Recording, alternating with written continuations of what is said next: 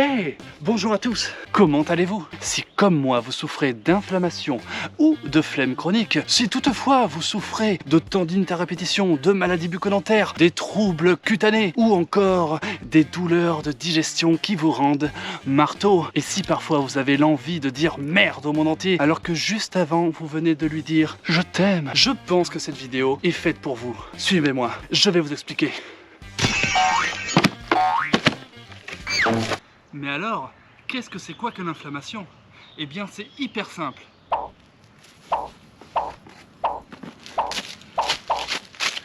Non, je plaisante, c'est hyper complexe, mais beaucoup moins compliqué que d'expliquer à un enfant de 5 ans comment on fait des bébés. L'inflammation est la réaction du système immunitaire face à une agression externe ou interne des tissus.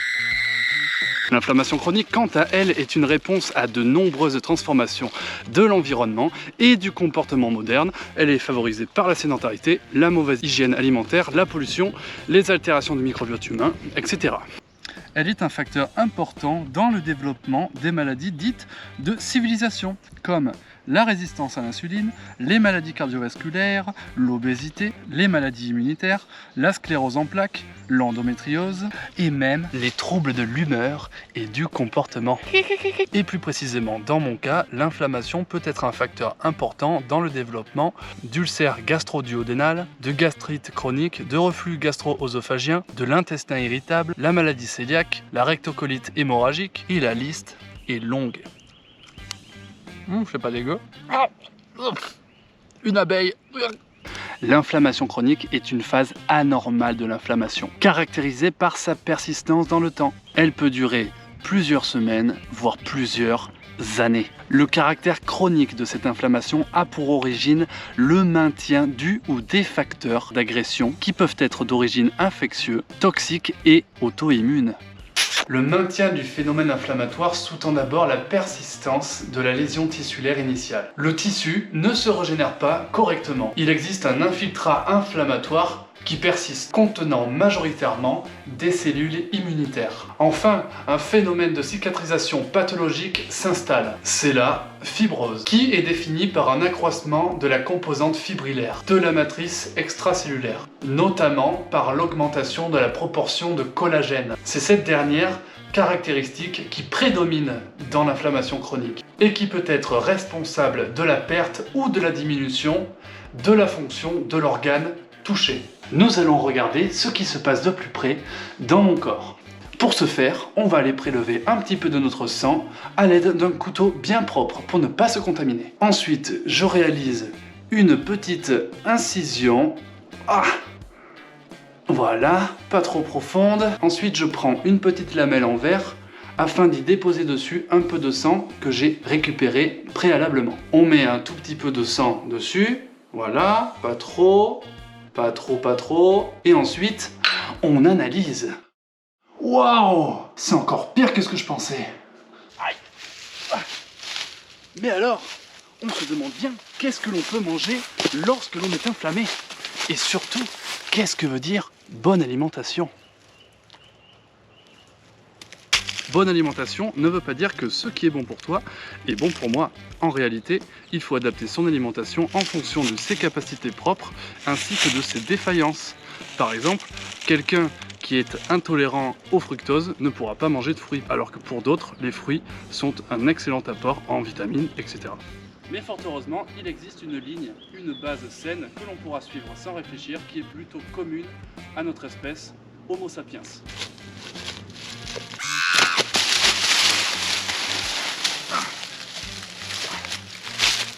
À chacun ensuite de moduler en fonction de ses capacités et de ses connaissances. Les matières grasses stimulent fortement ce qu'on appelle les réflexes gastro-coliques. Il est donc préférable de limiter les matières grasses comme la crème, les pâtisseries, le fromage, les biscuits, les frites, la mayonnaise et surtout les acides gras saturés qui eux favorisent l'inflammation directement et rapidement. Suis-moi.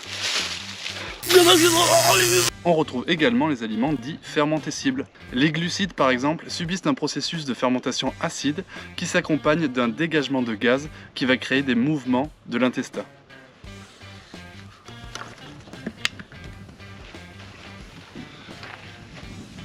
Il est donc important d'en limiter la consommation, et notamment celle des sucres raffinés, de l'amidon et de certains aliments comme le chou par exemple. Et oui mon petit chou, attention à la tête!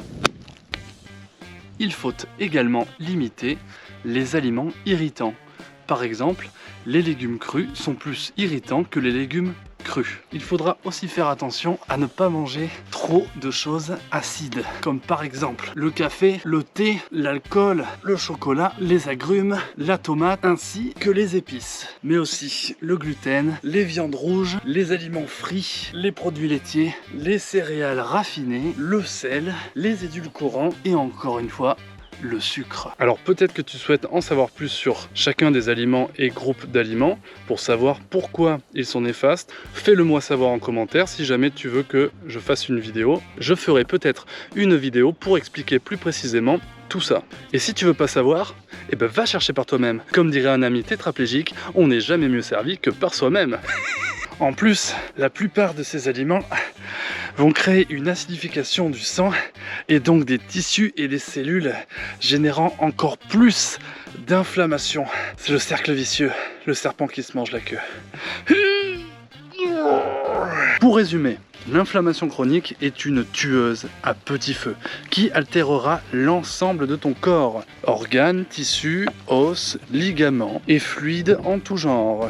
D'où l'importance de l'identifier et de l'atténuer sous plusieurs angles à l'aide de plusieurs moyens efficaces comme le sport régulier, une bonne alimentation, le froid, les bains froids, le jeûne intermittent ou jeûne mi-temps, la sexualité, bande de petits cochons, la méditation, l'éviction du stress, l'équilibre homéostatique et acido-basique, le rire et toutes sortes d'activités qui vont vous faire virevolter les hormones de plaisir.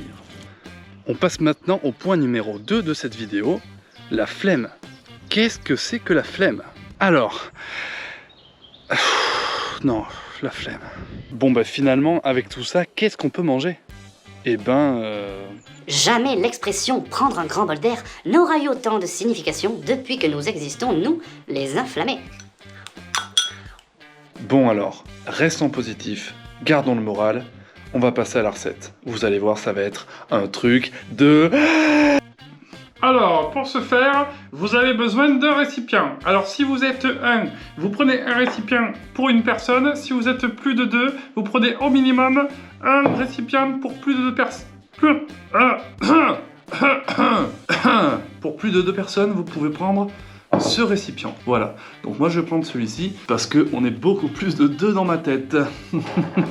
Alors, pour faire cette recette, nous avons besoin d'une planche à découper, ainsi que d'un ciseau à bois, ainsi que des champignons, ainsi que des haricots, ainsi que du concombre, des petites noix de cajou, admettons un petit peu de poivron, une petite salade verte, du thon, une endive, juste pour déconner, de l'avocat pour le petit côté sympa, un petit peu d'huile, l'huile de noix ici présente.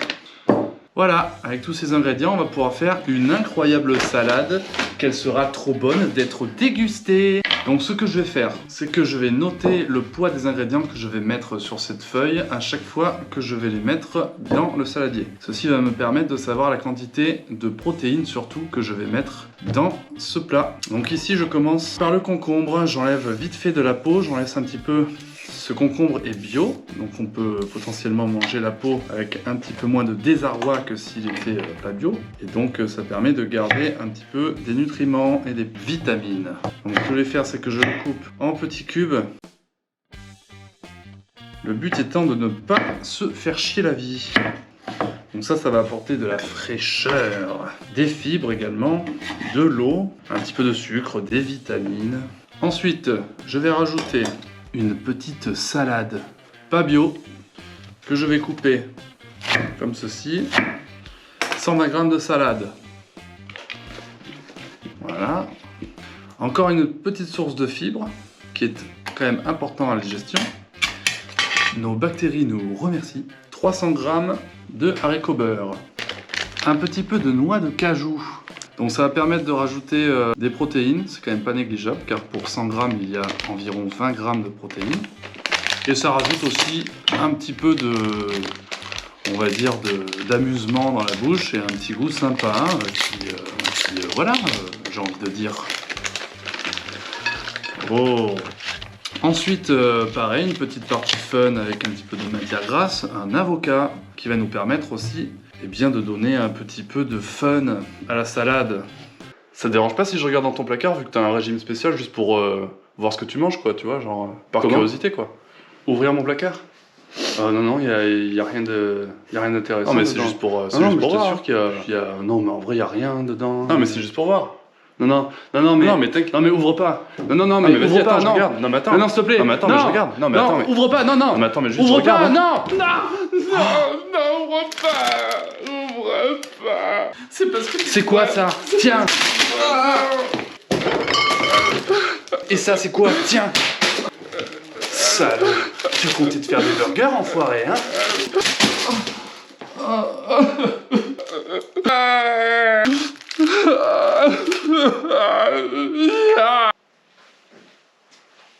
Bonjour, je m'appelle Pierre. Je suis votre coach diététique nutrition. Peut-être avez-vous déjà vécu ce genre de situation. D'une part, vous cédez à vos pulsions et d'autre part, votre entourage vous montre du doigt et met le doigt là où ça fait mal. Sachez toutefois qu'il est difficile de vivre en France et d'adopter un régime anti-inflammatoire. La France étant un pays de nourriture abondante et diversifiée. Parfois, vous entendez ce genre de réflexion. Ah mais tu manges ça toi maintenant? Mais tu faisais pas ton régime je sais pas quoi là? Et quand bien même, après avoir expliqué de longues minutes durant votre situation, vous recevez ce genre de réflexion. Non mais entre nous, t'es un petit peu hypocondriaque. Ou alors t'es super casse-couille. La vie est ainsi faite, de bien et de mal. Et nous devons faire avec. Alors s'il vous plaît, arrêtez de culpabiliser lorsque vous faites des écarts. Et surtout, emmerdez ces espèces de gros cons qui vous font chier en leur mettant une droite dans la gueule, ok? Cette vidéo était sponsorisée par le ministère de la Légion étrangère.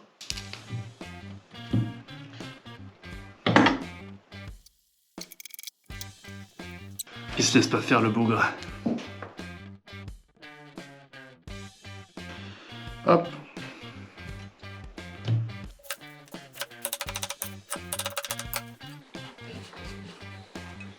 Allez, on va rajouter des champignons maintenant pour donner encore un petit peu plus de texture et de saveur dans notre salade. Hop. Et on va vite parce qu'on a la flemme de cuisiner. Allez, un petit quatrième vraiment parce qu'on est gourmand. Voilà, ça devrait aller en champignons. Ensuite, un petit peu de poivron. On va dire un demi-poivron. Ça, c'est vraiment juste pour déconner. Bien sûr, on peut garder les graines pour les mettre au jardin. Ça pousse comme du petit pain. Je fais des tout petits bouts pour que ça passe mieux.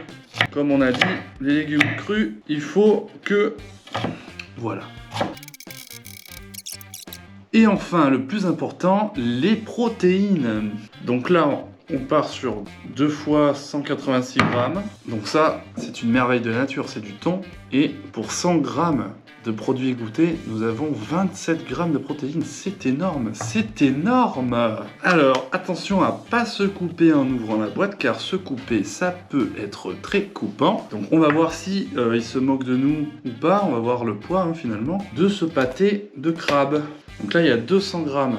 200 grammes. Bon, ils disent 186 grammes. Alors, hein, on va pas se plaindre. Oh, 414 grammes.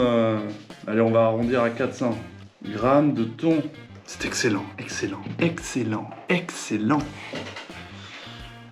Voilà, j'en fais des petites miettes à l'aide d'un ustensile approprié. Attention, cette cascade est réalisée par un professionnel. Surtout, ne retentez pas ça chez vous.